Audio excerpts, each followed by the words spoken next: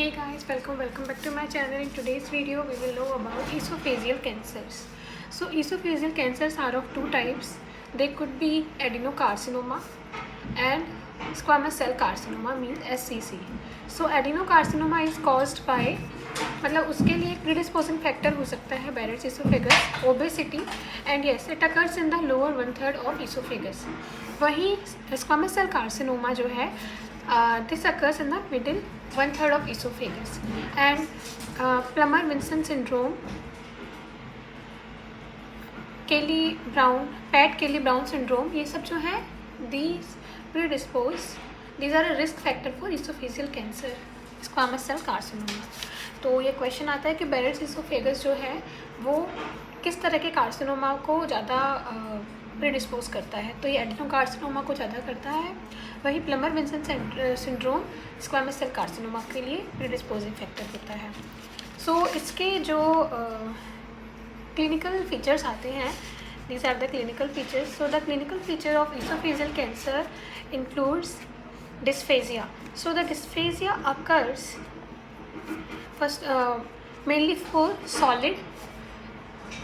Dysphagia solid अगर कोई particles खा रहा है तो उसके लिए ज़्यादा होता है मोर देन लिक्विड. वहीं सेकंड क्लिनिकल फीचर हो सकता है क्रोनिक कफ. क्रोनिक कफ होता है पेशेंट के, उसके होर्सनेस ऑफ वॉइस भी हो सकती है. Investigation of choice is endoscopic biopsy.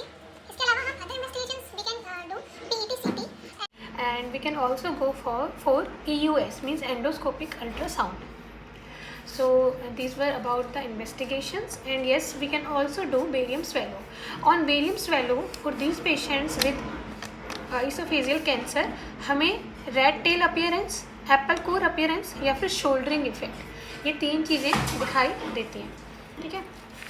So अब हम इसका जब क्लासिफिकेशन करते हैं esophageal cancer का, so जैसे आप लोगों ने थर्ड पार्ट 1 में पढ़ा होगा ENT में, there is TNM classification.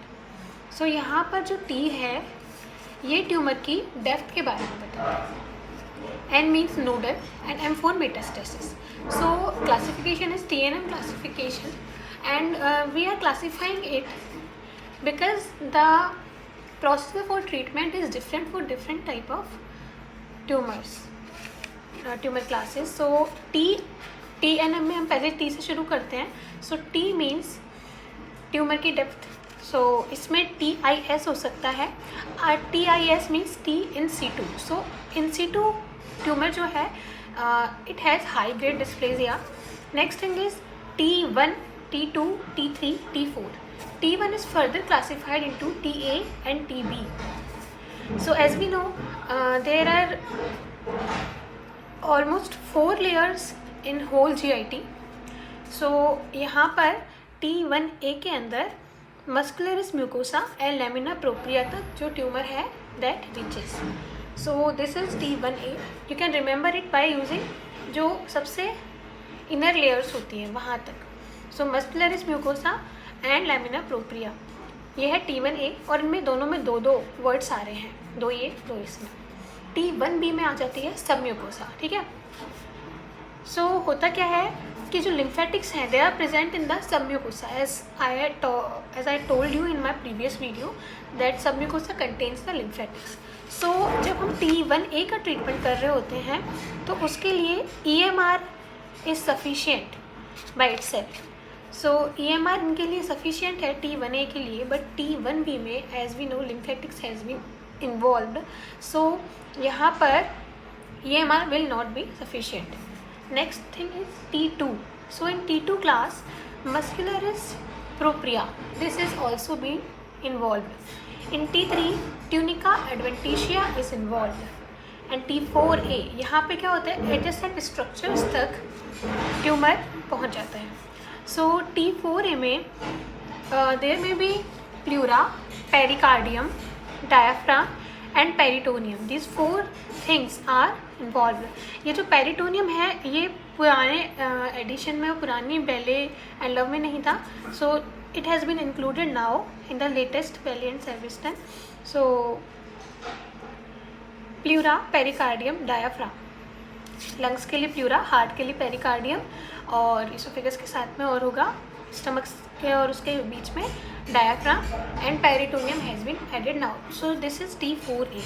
And in the T4B, the aorta, trachea, and vertebral column. So you can remember it that in T4B only tubes. T4B means tubes.